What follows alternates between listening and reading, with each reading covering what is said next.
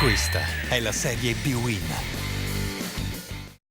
Parte da Modena il campionato 2012-2013 di Serie B-Win, luogo simbolico scelto dopo il drammatico sisma degli scorsi mesi. Il presidente della Lega Bodia ha consegnato un assegno alla Caritas da destinare alle popolazioni terremotate. Grande atmosfera al Braglia per il nuovo Modena del debuttante Marco Lin, che cerca un campionato tranquillo. L'ambizioso Verona di Mandorlini a caccia quest'anno della promozione. Entrambe le squadre schierate con il tridente, entrambe le squadre che hanno giurato e cantato l'inno di Mamelli prima del fischio d'inizio. A dirigere il primo anticipo della stagione cervelliera di Taranto.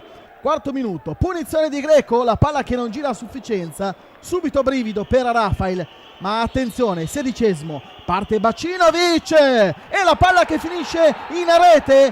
E il primo gol di questo campionato di Serie B-Win lo segna il centrocampista Bacinovic. Parte in leggero ritardo Colombi, 1-0 per il Verona. Il colpo di testa di Ardemagni, pallone che finisce fuori, poi Surraco su punizione e attento Rafael. La presa del portiere del Verona, solo Modena fino alla fine del primo tempo. La rovesciata di Ardemagni, bel gesto tecnico, pallone che finisce fuori. Poi attenzione, Signori, Surraco, il destro sopra la traversa, sarà uno dei protagonisti l'uruguaiano. Grande partita, grande esordio per lui in questo campionato. Ancora Modena, siamo nel finale di primo tempo. Greco, pallone che viene deviato in due tempi. Rafael non si fida della presa, si va nella ripresa. Ancora arrembante la squadra di Marcolin.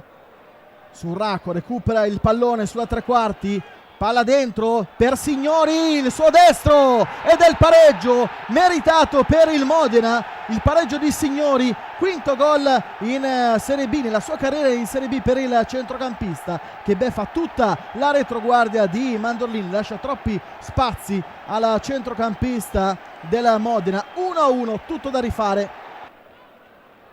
Il Verona che attacca con Moras, il suo destro, pallone da dimenticare. Pagano dentro, il tiro cross, Moras, il pallone che sbatte sul palo, viene recuperato da Rafael. Che brividi per il Verona. Rivediamo l'azione, il neo entrato Pagano, palla dentro, toccata da Moras, pallone che sbatte sul palo. Che brividi.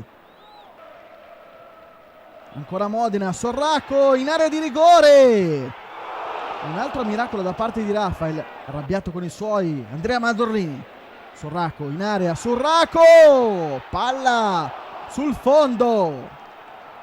Grande protagonista l'attaccante della Modena.